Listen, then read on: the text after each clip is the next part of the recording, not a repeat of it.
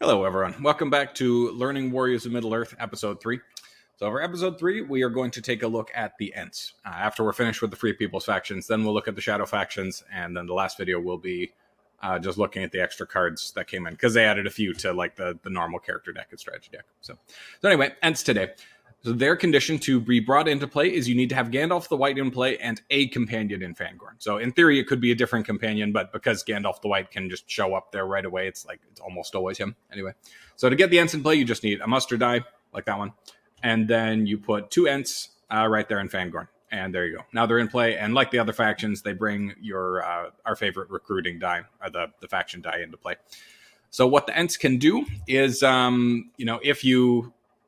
we'll bring that die back, just pretending that we have it for this turn. You can, recruit adds one more Ent to the Entwood. Now, it says Entwood, it pretty much just means Fangorn. There is a card, Fathers of Trees, here, where you can pretend that Old Forest is also an Entwood. I have yet to see that come up in my time playing this anyway, but it could be done if you want to protect the Shire anyway. Okay, so you can recruit, add another Ent there. Let's take a look at their Call to Battle cards. Their Call to Battle cards, you might remember from the last one, are cards that you can use as a combat card over and over and over again. They keep coming back to your hand every time they're discarded. As long as it's within the condition. Anyway, so theirs are With Doom We Come and The Forest is Rising. So these are the exact same as the Dead Men ones, if you remember the Dead Men ones. The Forest is Rising. At the end of this round, you may eliminate an Ent to end the battle. So that means that they have to just stop the attack, right? Which can be very strong. And With Doom We Come, again, both of these are playable if there's an Ent in or adjacent to the defending army. And With Doom We Come, eliminate an Ent before the combat roll an additional attack using 3 dice and scoring hits on rolls of 4+. So again, killing it for a Balrog. So a downside to the Ents compared to the Dead Men is that from their start off, they're less likely to be able to defend a stronghold for you because they're here in Fangorn, right, which isn't adjacent to any strongholds. You can sometimes get to play it defending Fords of Isen or West Emnet. I've seen both of those happen anyway. But you kind of need their March of the Ents card to actually get them into the game. So let's take a look at their event cards. So these are the 5 cards here that you'll find in the faction event deck that you draw one of every turn. So there's 2 copies of March of the Ents here. That's their really strong card that, after you muster them up a bit, you could go and do something cool with this. So take an Ent figure from the Entwood to march the Ents, or eliminate an Ent figure from the Entwood to attack a Shadow army, rolling 3 dice and scoring a hit for each result of 4+. You may repeat these 2 actions multiple times in any order. So they are a little bit different from the Dead Men in this way. The Dead Men, you kill one and you walk the whole army of the dead, right? So one army of the dead is gone and the whole thing moves to Lamedom. Another one's gone, the whole thing moves to Pelargir. The Ents are different. They stretch out one at a time like this, and this is important because you can recollect them and try to use them again for something else. It's doable anyway. So anyway, with March of the Ents, if we had more Ents, then we could do something cooler here. So we'll pretend that we've mustered up a few more Ents. So now we've got 6 Ents here, and we play March of the Ents. Then 1 Ent could walk to Fords of Isen, and then I could kill another Ent and roll 3 dice to attack Orthanc here. Okay, so that would get me 1 hit.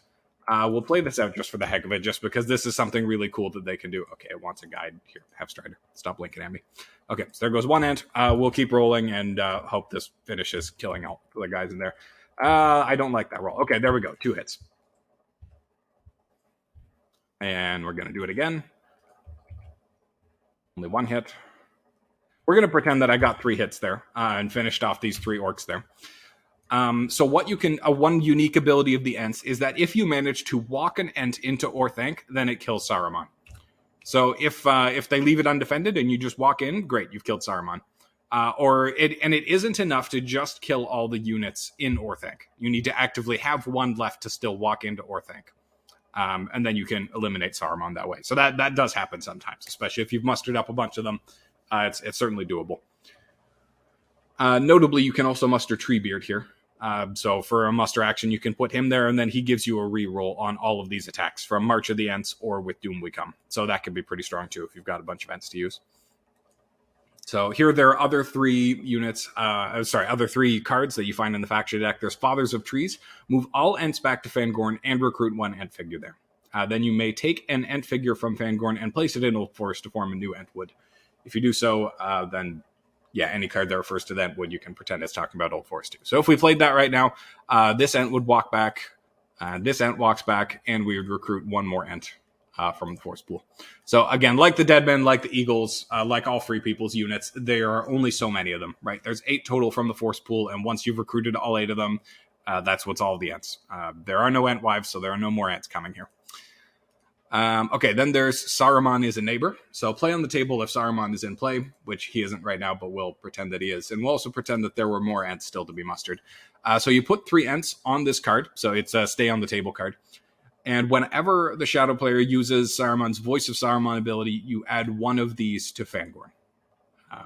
You may use any faction die result to recruit one of these Ents normally. So you can, if these are all that's left and the Force pool is gone, you can still recruit them normally. But say Saruman was still around and they use the Voice of Saruman is to either recruit 3 regulars, one in North Dunland, South Dunland, and Orthanc, or to turn 2 regulars in Orthanc into 2 elites.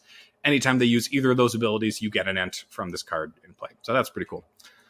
Then there's the Ents Awaken. This one is really good for catching people by surprise. I've been caught by surprise by it because you forget about it.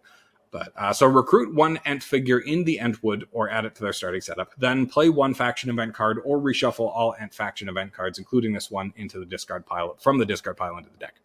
So this one is really good for, if the Shadow player still had, Saruman in his usual army here, and he thinks, he doesn't quite have enough Ents to reasonably pull it off, then you could play Ents Awaken, which, recruits another Ent, and then you get to play another event card. So now March of the Ents is more powerful than the Shadow player was expecting it to be, and they don't have time to muster up more in response. So anyway, the other reason that Ents are very strong is that apart from, just trying to assassinate Saruman, they have 3 targets they could realistically protect. There's Helm's Deep, and there's also Lorien. They're only 2 spots away from Lorien, and also Minas Tirith. They're only 3 spots away from Lorien. So with a stack of 3 Ents like this, like it's if you're playing March of the Ents, it's 1, 2 to walk, and then you could attack it twice and up to 3 times. You could even attack a 3rd time. But if that Ent runs out, if there are no Ents in Fangorn, then the Entwood is eliminated. So then the Ents are just out of play. You can't recruit anymore. And these 2 say bye. But if you really need that one last attack to try to, keep Minas Tirith alive and hang on to the game, then that could be worth it. So I think that is more or less it.